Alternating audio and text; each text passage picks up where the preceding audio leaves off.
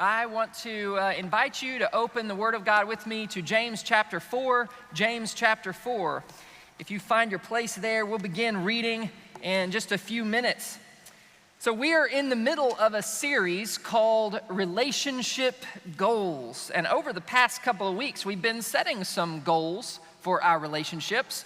One of those goals was don't let any rotten words come out of your mouth. And that was a goal that we had last week. And I'm just wondering, did anybody let slip some rotten words this week? Okay, in spite of, okay, well, you can keep working on that. I know that's an ongoing thing. So it's a thing that takes longer than a week to really think about.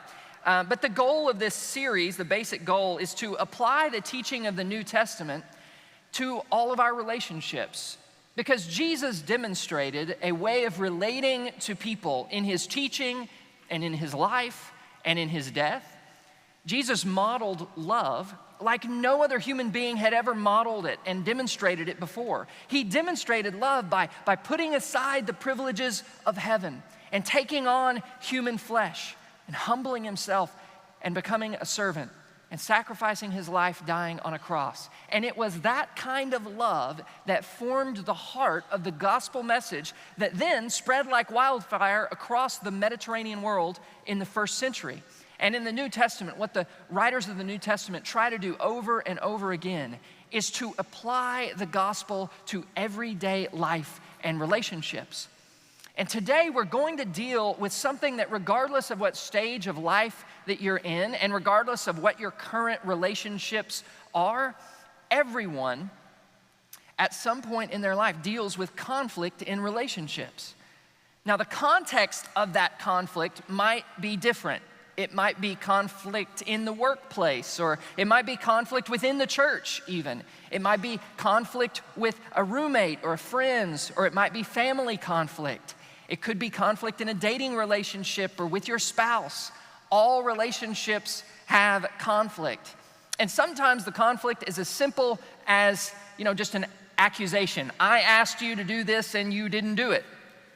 You were late. You didn't tell me that.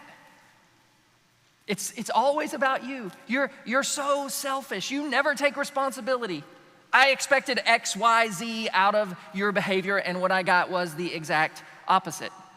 And sometimes these are ongoing conflicts, like you work too much, or you don't respect my job, or you never help with the house, and we don't have money for that. Those are real issues, and they need to be dealt with, usually in one way or another.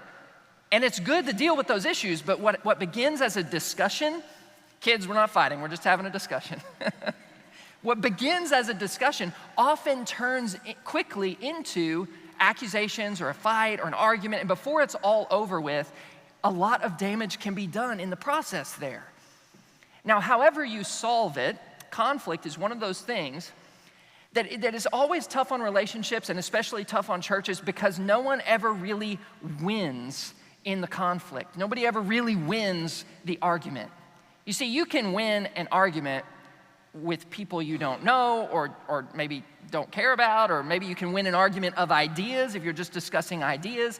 But in the sphere of relationships, whenever there's one person who has to be the winner over the other person, that comes at a cost to the relationship. You might win an argument with one of those guys that you call on customer service, and if that's you, good job. But when you win an argument in the kitchen or in the living room, you don't really win. There's no win because often the win is at the expense of the other person. And if you winning means everyone else loses, then you don't really win even when you win. Now, on top of all of that, you add this other layer where everyone handles conflict differently. You might have grown up with one way of dealing with conflict, but others might have grown up with a completely different way of dealing with conflict. When Candace and I first got married, we discovered that we had grown up with very opposite ways of dealing with family conflict. And we had no idea that this was the case. We had never actually been in an argument when we got married. Before we got married, we didn't have any arguments. We were so smitten with each other. On the phone, it was like, okay, bye. No, you hang up. No. No, you hang up. All right, on 3. 1, 2, 3. Are you still there? It was. We did that, I think. And 4 kids later, it's like, what? What was that? I can't hear you over the kids screaming. That's more what it's like now, I guess. When we got married, we'd never had an argument, and it's inevitable, conflict in marriage. And everyone handles it differently. And Candace kind of grew up in this house where you kind of get it all out there, and you get it out there, and sometimes you yell, and sometimes you shout, and it's just like, you need to get it out all on the table. But in my house, I grew up with a stepdad who was basically your typical kind of never lose your cool, think it over, non-confronter. Like, I'm not going to confront anything. And some people are like that. Some people are like hurricanes where they bluster and they blow, you just got to get it all out. And some people are like volcanoes where you keep it in and then finally it explodes everywhere, gets all over everything. And then some people are like lightning. It's like, it's fine. I'm fine.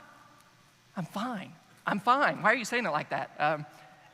And then all of a sudden out of the clear blue, there's a zinger.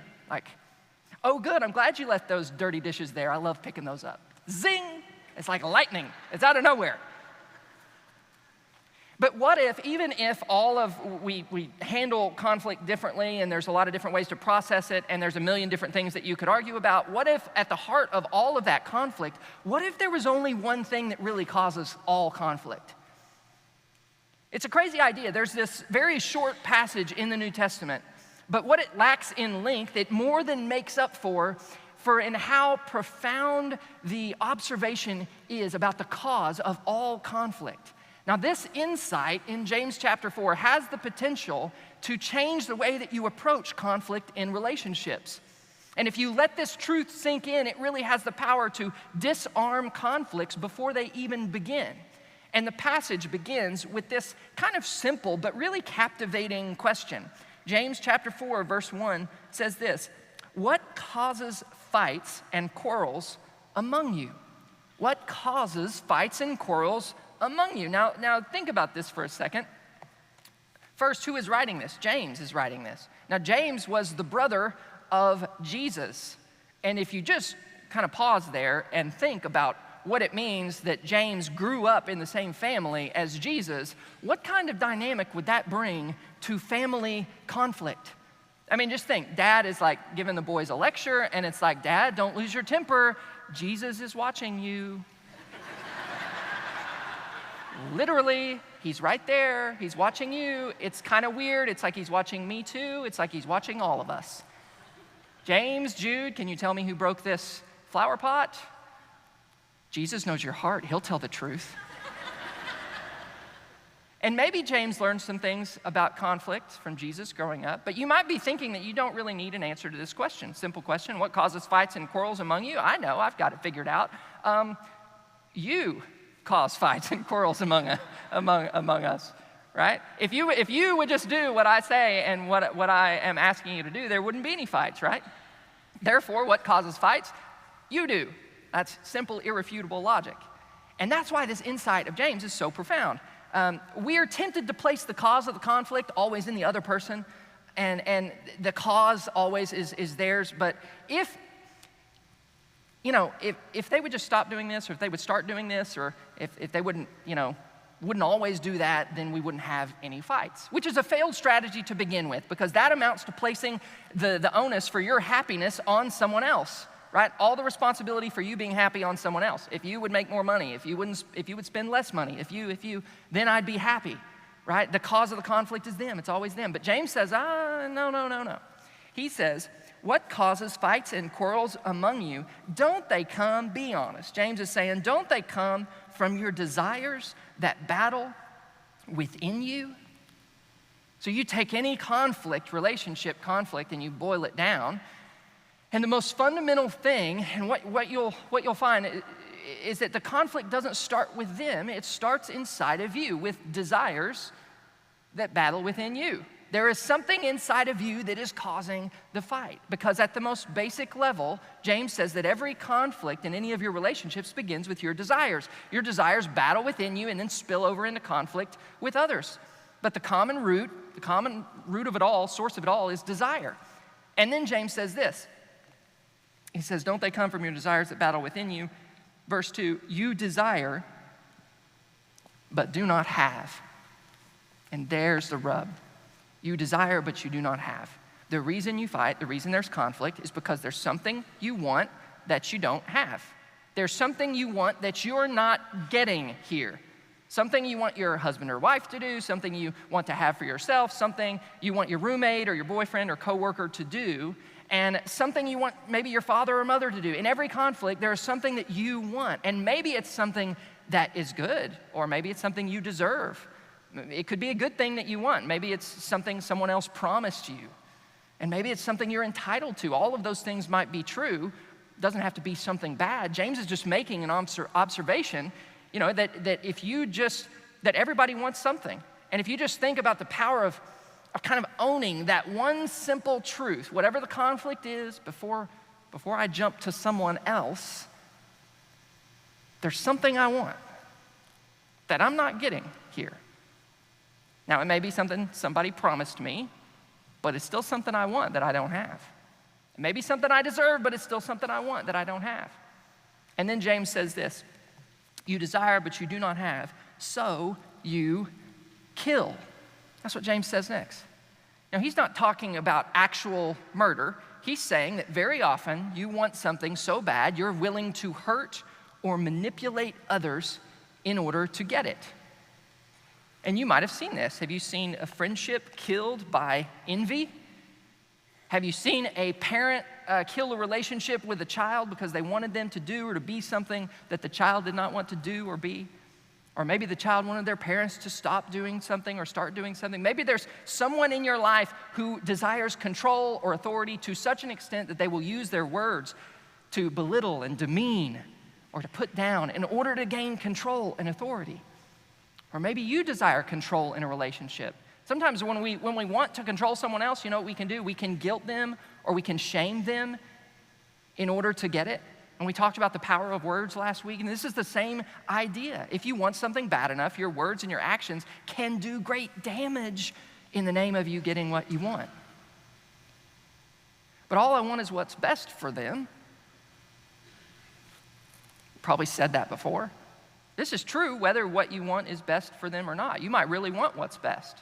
But it's funny how often, if you think about the best thing for them, it often turns out to be the very thing that will make you happy or that will make you proud or that will make you feel better about you. It's very rarely 100% about them, if we're honest.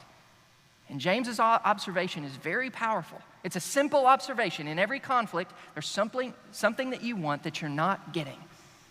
And you say, oh, Collin, you're so right. And if he were just here to hear this right now, if they were just here to listen to this sermon, because, oh man, with my mom, there is definitely something that she wants that she's not getting, and that's what's causing the conflict. And you have to be careful with that because, we get good at applying scripture to other people's lives. But this is really just, this isn't about your spouse's desires or your siblings' desires, only about your desires.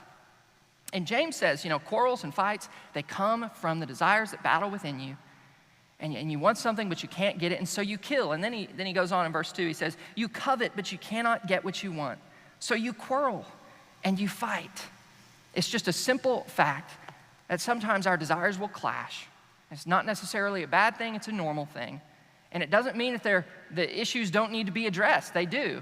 And it doesn't mean that you don't need to have an honest discussion about things, because you probably do. And in that discussion, there might be tension and the potential for conflict. It simply means that there's always something that you want. And the reason that this insight is so huge and why it's so incredible that it was written, 2,000 years ago, relationships haven't really changed that much in that amount of time. The reason this insight is so powerful is that it has the potential to disarm the anger or the frustration or the irritation that you feel, the blame that you place. It has the potential to disarm all of those things before it starts boiling over into conflict. Because if you think about it, this is huge. What would happen if in the middle of the conflict or before the conflict even starts, you said, wait a minute, I think I know what's going on here. Wait a minute, I think I know what's happening. I'm not getting what I want. I mean, can you imagine being in a shouting match with someone, and this may have even happened to you before, where you say something like, you know what the problem is here? You ever, and that's usually when you're teeing somebody up, and you're like throwing the tennis ball in the air, and they're about to get served. You know what the problem is here. It's usually got some real feeling in it, because you're about to lay one on them, so to speak. What are some of the things that follow that statement? You know what the real problem is here? You've got an attitude. You're not doing what you said you'd do. You know what the problem is? You didn't listen to that sermon last week about words. You go back and listen to that. But I'm just going out on a limb here, but I mean, can you imagine if what followed was a statement about what Scripture says is truly the problem here? You know what the real problem is here, don't you? It's that I'm not getting what I want. It doesn't quite have the same teeth to it, does it? And instead of the finger pointing this way, it points the other way. It points this way first. And I'm not saying there's not an issue that needs to be addressed. And maybe, this isn't all of the problem. Maybe it's just only a small part of the problem. I don't know. But, at least part of the problem. At least part of the problem, I think. If I'm honest, I'm not getting what I want here. Now, teenagers, if you want to see your parents faint from utter shock, you say this to them in the middle of a fight. You're arguing, you say to them, you know what part of the problem is here? I'm not getting what I want. And what the other person in the conflict, if the other person in the conflict heard that and then said, you know what? I'm kind of not getting what I want either. We're both kind of not getting what we want here. Now, do you know how many arguments would just be diffused right there? Because as soon as you own even part of the problem, proving your point or criticizing or winning is harder, because you lose most of your leverage when you've owned that you're part of the problem. And that's okay. You know why? Because you were never really going to win the argument anyway. Because in a relationship, when the relationship's at stake, you don't really win, even when you win. Now, if that's blowing your mind, James actually, he's not done yet. He actually is going to finish verse 2. He finishes off verse 2 by saying, you do not have because you do not ask God. Now, James, are you telling me that in the middle of conflict, what causes fights and conflicts, if I acknowledge that, hey, there's something here, it's my desires battling within me, and I don't have what I want here. And James is going to has the audacity to suggest, in the middle of that conflict, why don't you ask God for what it is that you want? Before you go kind of sulking around if you're a non-confronter, before you go in kind of guns blazing if you're an arguer, has it ever occurred to you to go and pray and to say, God, there is something that I want for my husband or my wife or my friend or my boss or my son or daughter, and I am not getting it, God. What would happen? See, James says there's always something you want. So before the conflict begins, why not allow God to grapple with what it is that you want? Because you might discover that in the end, you needed something that only God could have provided in the first place. You might tell God that you want your teenage son to get some better friends, and maybe his friends are a bunch of bozos. They probably are. I don't know. But when you let God grapple with what you want, you know what you might discover? That what you needed first was for God to replace your worry and anxiety about your son's future with peace and trust in Him. Peace is something that only God could give you in the first place. And the original issue might still need to be addressed, but the conversation would start from a very different place because you're not trying to wring it out of them. It is far better to allow God to grapple with what you want at the level of what it is that you want from them, or what you're expecting from them, what it is that you think is going to make you happy. It's far better to bring that to God first than to try to squeeze your happiness out of another person. And then James says in verse 3, he says this, getting real honest here, James. When you ask, you do not receive because you ask with wrong motives, that you may spend what you get on your pleasures. The point is here that in some cases, God isn't going to give you what you want. And throughout these verses, James really has in mind the kind of desires that are selfish desires, the kind of prayers that are really, you're asking with the wrong motives. This is kind of a selfish prayer. James is trying to point us in a different direction. What if we took our desires to God and let him sort out the selfish motives or the wrong motives? And what if in the process our motives became more about God's purposes or God's kingdom or God's will? Maybe that's part of the point. If we start taking our unmet desires to God, we might start to see a pattern that what gets us angry and stirs us up has nothing to do with anything beyond our own purposes and desires. And we might start asking God to show us, God, what is it that you want in this situation? Because I see what I want, and I'm not getting it. And if I bring that to you, you know what? You may show me, well, that's kind of a selfish thing, Collin. Why don't you ask me what I want in this situation and go from there? And in some cases, you might come away with your desire changed. I don't know. In some cases, you might go to God and realize, the thing I really want, I don't think she has it in her to give me, or I don't think he has it in him to give me in the first place.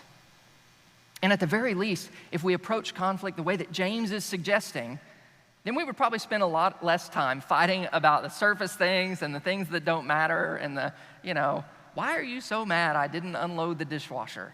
Because, say it with me, it's not about the dishwasher. It's not about that.